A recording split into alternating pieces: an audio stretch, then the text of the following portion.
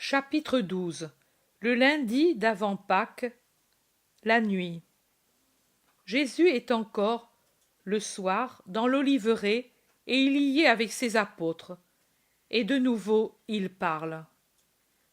Et encore un autre jour est passé, maintenant la nuit, et puis demain, et puis un autre demain, et puis la scène pascale. Philippe demande: où la ferons-nous, monseigneur? Cette année, il y a aussi les femmes. Barthélemy dit: et nous n'avons encore pourvu à rien, et la ville est pleine, bondée. Il semble que cette année, Israël tout entier, jusqu'au plus lointain prosélyte, soit accouru au rite. Jésus le regarde, et comme s'il récitait un psaume, il dit: rassemblez-vous, hâtez-vous, accourez de tous côtés vers ma victime que j'immole pour vous, vers la grande victime immolée sur les monts d'Israël, pour manger sa chair et boire son sang. Mais quelle victime? Quelle victime? Tu sembles quelqu'un qui est possédé par une folie fixe. Tu ne parles que de mort, et tu nous affliges, dit avec véhémence Barthélemy. Jésus le regarde encore, en quittant des yeux Simon qui se penche sur Jacques d'Alphée et sur Pierre et parle avec eux. Et il dit: comment? Tu me le demandes? Tu n'es pas un de ces petits qui, pour être instruits, doivent recevoir la lumière septiforme. Tu étais déjà instruit en l'écriture avant que je t'appelle, par l'intermédiaire de Philippe, dans cette douce matinée de printemps, de mon printemps, et tu me demandes encore quelle est la victime immolée sur les monts, celle vers laquelle viendront tous les gens pour s'en nourrir? Et tu m'appelles fou, d'une folie fixe, parce que je parle de mort? Ô Bartholomaï, comme le cri des sentinelles dans votre ténèbre, qui jamais s'est ouverte à la lumière, j'ai lancé une fois, deux fois, trois fois le cri annonciateur. Mais vous n'avez jamais voulu le comprendre.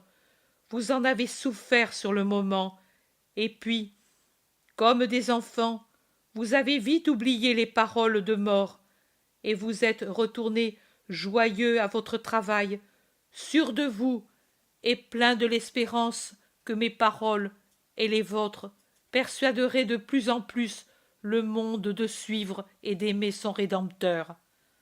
Non, c'est seulement après que cette terre aura péché contre moi, et rappelez-vous que ce sont des paroles du Seigneur à son prophète, après seulement que le peuple, et non seulement celui-ci en particulier, mais le grand peuple d'Adam, commencera à gémir. Allons vers le Seigneur, lui qui nous a blessés nous guérira.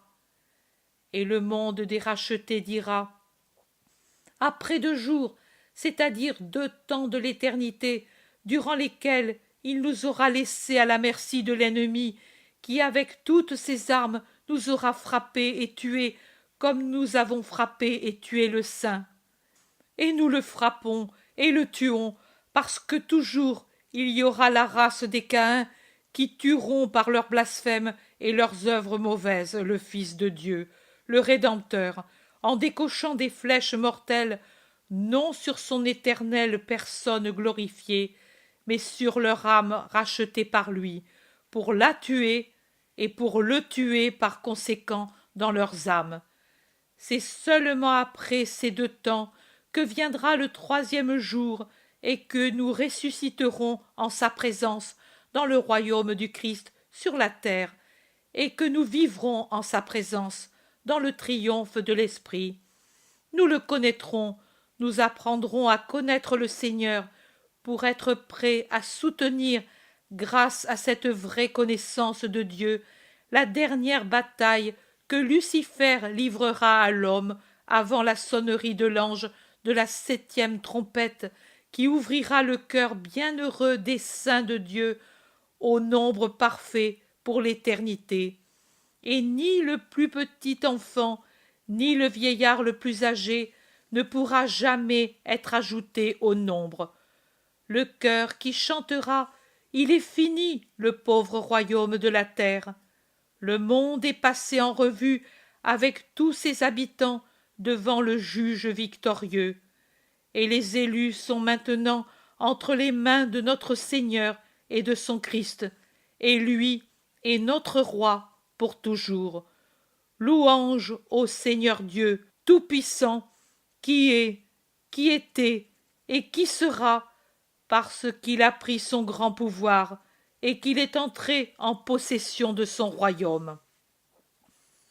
Oh, qui parmi vous saura rappeler les paroles de cette prophétie qui résonne déjà dans les paroles de Daniel, avec un son voilé, et qui maintenant retentit par la voix du sage devant le monde étonné, et devant vous, plus étonné que le monde?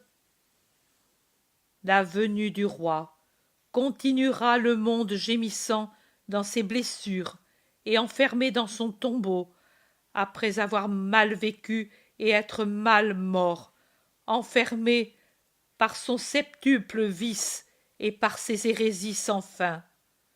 L'esprit agonisant du monde enfermé, avec ses derniers essais, à l'intérieur de son organisme, mort lépreux à cause de toutes ses erreurs. La venue du roi est préparée comme celle de l'aurore, et elle viendra à nous comme la pluie du printemps et de l'automne. L'aurore est précédée et préparée par la nuit. C'est la nuit, celle de maintenant. Et que dois-je te faire, Éphraïm? Et que dois-je te faire, ô Juda? Simon, Bartholomaï, Judas et mes cousins, vous plus instruits dans le livre, reconnaissez-vous ces paroles? Ce n'est pas d'un esprit fou qu'elles viennent, mais de quelqu'un qui possède la sagesse et la science. C'est comme un roi qui ouvre avec assurance ses coffres forts parce qu'il sait où est la gemme donnée qu'il cherche, après l'avoir mise de sa main à l'intérieur, que je cite les prophètes. Je suis la parole. Pendant des siècles, j'ai parlé par des lèvres humaines, et pendant des siècles, je parlerai par des lèvres humaines. Mais tout ce qui est dit de surnaturel est ma parole. L'homme ne pourrait pas, même le plus docte et le plus saint, monter avec une âme d'aigle au-delà des limites du monde aveugle pour saisir et dire les mystères éternels. L'avenir n'est présent que dans la pensée divine. C'est une sottise chez ceux qui ne sont pas élevés par notre volonté de prétendre faire des prophéties et des révélations. Et Dieu les démentit et les frappe parce qu'un seul peut dire « Je suis » et dire « Je vois » et dire « Je sais ». Mais quand une volonté qu'on ne mesure pas, qu'on ne juge pas, qu'il faut accepter en inclinant la tête, en disant « Me voici », sans discuter, dis, viens, monte, écoute, vois, répète. Alors, plongée dans l'éternel présent de son Dieu, l'âme, appelée par le Seigneur pour être voix, voit et tremble, voit et pleure, voit et jubile. Alors, l'âme, appelée par le Seigneur pour être parole, écoute, et arrivant à des extases ou à une sueur d'agonie, dit les paroles redoutables du Dieu éternel. Parce que toute parole de Dieu est redoutable, venant de celui dont le verdict est immuable et la justice inexorable, et tournée vers les hommes dont trop peu méritent amour et bénédiction, et non pas foudre et condamnation. Maintenant, cette parole qui est donnée et méprisée n'est-elle pas la cause d'une faute redoutable et d'une punition pour ceux qui, l'ayant entendue, la repoussent? Elle l'est.